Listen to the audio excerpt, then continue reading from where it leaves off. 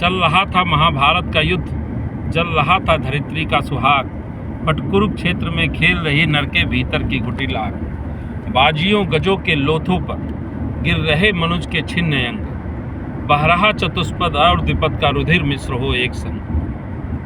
महाभारत के रण को बड़े ही सजीव अर्थों में चित्रित करने वाली यह रचना खंड काव्य स्मृति, जो कि श्री रामधारी सिंह दिनकर, जिनको राष्ट्रकवि हम लोग जानते हैं, उनके द्वारा यह रचित है।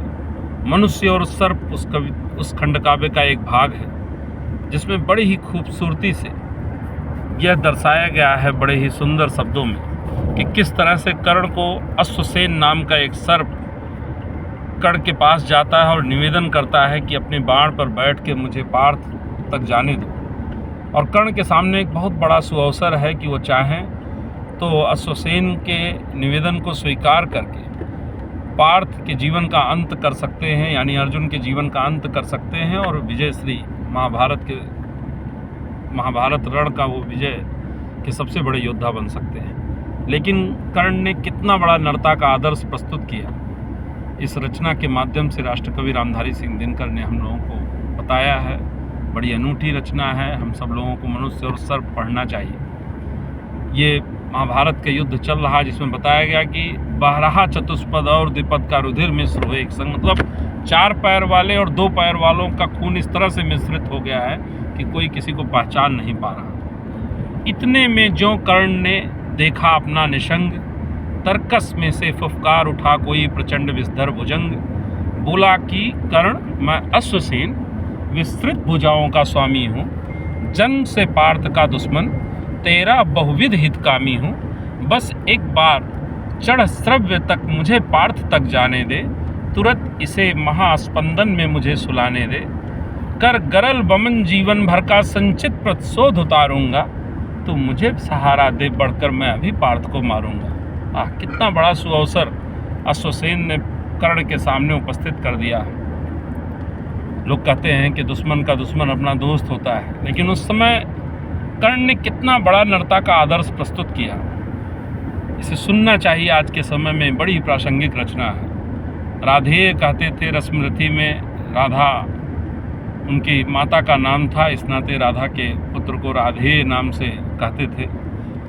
और कविता कुछ इस तरह से आगे बढ़ती है कि जब अश्वसेन का यह निवेदन कर्ण के सामने आता है तो कर्ण का जवाब क्या है। राधेय जरा हंसकर बोला, रे कुटिल बात क्या कहता है। जय का समस्त साधन तो नर के अपनों ही बाहों में रहता है। उस पर भी मैं सर्पों से मिलकर मनुज से युद्ध करूं। जीवन भर जो निष्ठा पाली उसके आचरण विरुद्ध करूं। तेरी एक सहायता से तो जय मैं अनायास पा जाऊंगा, पर आने वाली मानवता को मैं क्या मुंह दिखलाऊंगा।